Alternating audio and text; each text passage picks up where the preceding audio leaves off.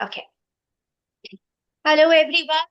Welcome to another episode of Scholars Spotlight, an initiative by the Literary Roundtable, where we bring you conversations with educators, researchers, and change makers who are making a meaningful difference in society. Today, it is my privilege to welcome and introduce our distinguished guest, Ms. Shruti Gupta, a dedicated special educator and counseling psychologist who has devoted her career to empowering children with diverse learning needs, including ASD, ADHD, learning disabilities, and intellectual disabilities. A licensed RCI professional, Shruti is also the founder of Salakar, an online platform dedicated to providing special education and counseling services to children and their families. Please join me in giving a very warm welcome to Ms. Shruti Gupta. We Thank you welcome you, so much. Shruti. Thank you so much. Okay. Yeah. For the beginning, just for an informal thing, could you please introduce yourself and tell us what inspired you to become a special educator, Shruti? I've been working as a special educator now around 7 years, and I think so more than that. Oh, And I've been working with children with, in my words, I say specially able, but yes, for others, it's children who have some learning difficulty maybe, who learn differently. Like I work with ADHD, ASD, learning disabilities, intellectual disability, and these hmm. kind of students where they need little extra effort from the teacher. Okay. So Yeah. what motivated you to become a special educator? Honestly, I've started my journey as a psychology student. So I have Okay. enrolled myself as a psychology student. At that time, Right. no interest at all for it. But when Okay. I entered into psychology, I started studying the diagnostic psychological diagnosis. There, Okay. I got an interest. Okay, I want to go to the psychological disorder wala area. Then I Okay. started my internships when I was doing my internship during my masters, and every day I also did my internships in schools. Okay. There, I got to know, okay, this is my interest area. This is Okay. something I really liking it, and I want to pursue that. So from that, Right. from the masters, I think so first year, I started having that, okay, I want to become a special educator, and then I started my journey. Then I did my other BEds and other certification in those things. Oh, that's great. That's really very good to know. Shruti, many people have some misconceptions about special education. How would you explain its importance to someone who is very unfamiliar with this field? Definitely. So, first of all, I want to say when it comes to what special educator, people think that the special educator are only working with the diagnostic cases, the Hmm. children who are already very severe, if I Hmm. say, and or the slow learners. Like when it comes to the school setting, teachers think, okay, whosoever is a slow learner, special educator will be working. So this is one of the very big misconception that I want to break. So special Okay. educator is something that works and like bridge the gap between the classroom and the child's level. So Okay. we are not here to fix the child. We are Hmm. here to make the setting flexible for the child and accommodate for the child so the child can also participate inclusively. The child can also Okay. have all the necessary things that is required and all other things. For example, if I say that in the classroom all the students are studying, okay, some may have some visual learners, some may are auditory learners, some may are kinesthetic learners. We all agree that all the students learn differently, right? All the children have different learning styles. That was True. our time when we say that this is a book, this is a chapter, you have to read and you have to study yourself as True. well. But now we are also understanding that every children is different. Every child has different needs, unique needs, in fact, I say.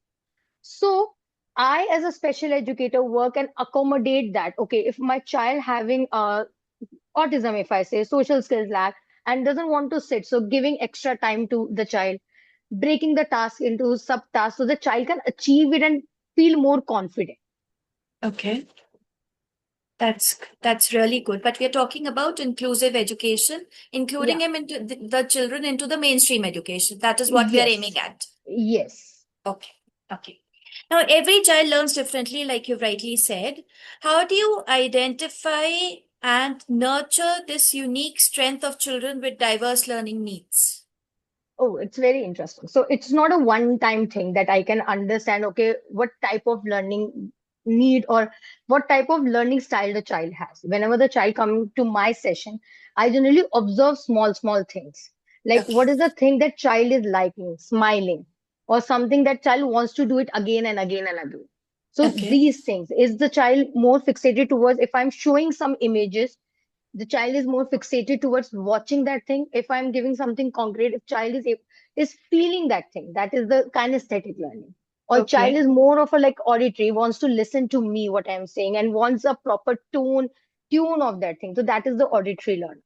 So Okay. during the session I do different things to understand what kind of my child is, what type Okay. of things the child likes, how can I use that in his or her benefit. Yeah. So basically, what we are working upon is a lot of patience. Yes, definitely. Yes. If you want And to it be a is a special time-taking educator, process. it It is, is a it is, time-taking a it is. process. Yes. So, right. Inclusive education is often discussed but not always effectively implemented. What does true inclusion look like in a classroom? This is something I really want to know. True inclusion is not like just giving extra different tasks to a child. It's Yes. more including the child within the classroom. For example, if you are teaching something, at the same time you can use different modes of learning, you can use different assessments for the child. Like you Mm. don't have to, okay, this is for you, you do it, other, you will be studying with me. This is not Okay. inclusion. True Okay. inclusion is when we're including, we are also asking question to the child. We'll not always assume that, okay, he doesn't know it, he doesn't Mm-hmm. have that level. We'll ask that Mm-hmm. level of question to the child, giving more accommodation to the child. That is called true inclusion. Okay. Okay. Something apart from the questions that I've prepared, Shruti, I want to know. See, I have been a teacher all my life. And Hmm. I've had students who were suffering from ADHD who did not have an attention span of maybe more than a few minutes. Ah, yes, You for have a sure. 40-minute session. This is what a Hmm. period looks like in a school, right? And a student who does not have an attention span of, say, maybe more than 6, 7 minutes, how do Hmm. you include them in normal studies? You have to see there is a pressure of finishing the syllabus also. There is a pressure of looking after 50 students in a classroom also. And I have a student who has ADHD and I don't want to ignore him also. But his attention Definitely. span is not more than 7 minutes. Now, what do I do Hmm. about that child? First, you have to find out what child likes. If Okay. maybe child may like coloring, may like drawing, so you can Mhm. use that in your sessions. Like Okay. you can allow the child to write with different color pens, different maybe crayons or maybe different color pens, anything. Secondly, Okay. you can also give child breaks in between. Like you're teaching. You feel like the okay, now child is restless. The child is not paying attention at all. You can ask the child to go fill your water bottle and go to washroom, maybe take a round and Okay. come back. So what I suggest to teachers to not make it very like noticeable, ask the child, Mhm. okay, can you give this notebook or give this pen to X teacher? Okay. Okay. Giving Yeah. extra tasks so that the child will break that monotonous of the lecture and come back with a fresh mind. And again, the child will have a 5 minutes, 7 minutes of attention span, and we can keep on doing that. Yeah, Secondly, we can also that's a good break the idea. task for Mm-hmm. him. If you are like if you are teaching and you are asking them to make a note of it or giving 5 points or 10 points at a time, you can ask the child to write two lines, then appreciate, reinforce the child, okay, you did a great job, can we do one more please, I will be Hmm. very happy. The child will write one more, again reinforcing and again giving more tasks to him. Motivating continuously. Yeah, yes. That's good. That's good. I get to learn a lot from you. So, how can teachers with little or no formal training in special education make their classrooms more inclusive? Just the question I asked. Like, I am Okay. not trained in special education. So, what else can be done? You don't have to be trained as a special educator, but as a human we understand human. This is a Yeah. very small thing. Like Hmm. we can at least observe what our student and what our classroom look like. And I Yes. am not only talking about children with special needs in general. Today, in today's time, everybody has very less attention span because of this reels, shorts. Every child, Yes. True. you have to include some brain gym activities in the class. You cannot start your class with, okay, open your notebook or open your book. You True. have to start your class some energizer. You have to, like, okay, let's do something. Let's change your sitting plan, or do something, do some fun, and then the child can be settled down. So this True. is one thing. So they integrate the child. I already mentioned this earlier. If you Hmm. include the child, will not exclude कि, okay, this is not his level, and I'll give the child extra sheet because मुझे बोला गया है कि Hmm. it is an inclusive school and मुझे उसको extra कराना है. It doesn't mean that you have to give an extra assessment assignment to that. You True. have to ask questions. You have to make sure that the child is also trying to be on the level that you are teaching to other students. True.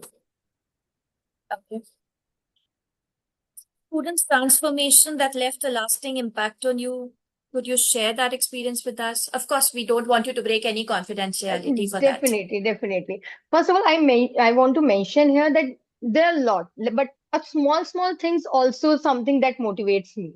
In fact, not only me, all special educator. When it comes to children with special needs, they lack in showing their emotions and showing their love to their teacher sometimes. So just out of the box, I sometimes miss my teacher's day. Like every other teacher gets some gifts and cards on teacher's day. My students generally don't give. अगर उनके parents ने they drew something and they made something, then they will give it. Otherwise, no. But yeah, Hmm. yes, but the small smile, saying like recently, this happened. I was having a session with one of my child, and I was just making him thoda sa ki, okay, you have to sit. You will not do anything. He's aggressive, and after aggression, everything, crying, and what he said, "I love you, ma'am." Ah, so So that this is a is huge something. reward. This is a That's huge a one. huge Because, reward. okay, if I am little bit of firm with him that no, you have to do this task, you have to do this. But after all, he said, "I love you, ma'am. I still love you." So yeah, so that's a huge reward. That I That can is a huge understand. reward. Yes, that is what we can relate to. What qualities should someone possess if they wish to pursue a career in special education? Knowledge, of course. There should be a proper knowledge, proper degree, and registration. And apart from these things, patience. Patience, right? Patience is something that you have to have. If you will not be patient, you will not be able to work with a child because you will not see the progress in 1 or 2 sessions. It True. might take months to Hmm. get the progress, to get one thing, one smile also. After that, you should have observation skills because if you're working in a school setting, you will Hmm. be asked to, can you please observe the child? I feel there is something, some symptoms of the child is not speaking. So you have to, while others are studying, you have to observe that child. So you should have a Hmm. good observation skills. Then empathy, yes. Emotional resilience, because there will be times when parent will come to you and they will not accept. You have to make them accept, and there will be every like adjustment stages, and you should have a emotional resilience at that time. Honestly speaking, Shruti, what is more difficult, dealing with the children or dealing with parents who are not willing, who are living in denial? Dealing with parents. Dealing with Children are parents. innocent. Children are innocent. True. They need our help. True. It's Yes. just that they can't say that I need your help. Yes. And parents, I feel, are constantly living in denial. They don't want to accept it and they Yes. find it a huge social stigma also. It is. It is. There are certain cases in my experience, like ma'am, my relatives doesn't know about this. So कहीं 10th के marksheet में तो नहीं, कहीं आ जाएगा कहीं से कहीं तक भी कहीं it should not be mentioned in the marksheet ना. If it is mentioned, then we will not share the report with you. Oh my God. So if it will not mention, then okay, you help, no problem. But if it will mention there that okay, the child is CWSN category, no, I will not give you the reports. Hmm. These kind of things. I cannot send my child to therapy because my relatives will say, where is he going? Why is he Hmm. going? Yeah, difficult. Yes. In my opinion, what are the most common myths uh, or stereotypes about children with disabilities that the society needs to overcome? That we don't work with the only severe cases. Okay. We are not here just to label your child. We are here to help your child and bridge the gap. Okay. And second, inclusion is not something that you just do as a social work. Mm-hmm. It's a right of every person, every children, that, and we should respect that. That's very well said. What advice would you give parents who have recently learned that their child has special educational needs and maybe feeling uncertain about the future of such children? What advice will you give to such parents? So, if the child is diagnosed as learning disability, autism, and ADHD, there are a lot of people who are diagnosed and still reach some point. Hmm. Albert Okay. Einstein, very Hmm. famous person. So, Hmm. as such, there is nothing ki, okay, what will be the future? It's totally about how parent is supporting their child, what Hmm. all managing strategies parent are providing to the child. If they'll Hmm. provide everything, if they have all the therapies with them, all the special aids, and supporting the child, there will be some future. So But does it happen with all? I'm so sorry, your question. Do we see an improvement in all children? Because I have seen many autistic children who are non-verbal. They See, it totally depends on the severity level as well. okay. So I used to work with an organization who purely work with autism. There we make the adults ready for employment. So we Okay. teach them some skills that is very much required. So when I'm saying employment readiness, we are not only talking about the okay IT team. So there are other certain jobs as well, piling up things, data entry things. So we also make them ready for these things as well. They can do these kind of jobs. I have one student who takes online session with me. I am preparing for data entry. So that the Okay. child can do work from home and do the data entry, typing the books, and he is very good in that. Okay. Yeah. So, Okay. Finally, Shruti, what message would you like to leave with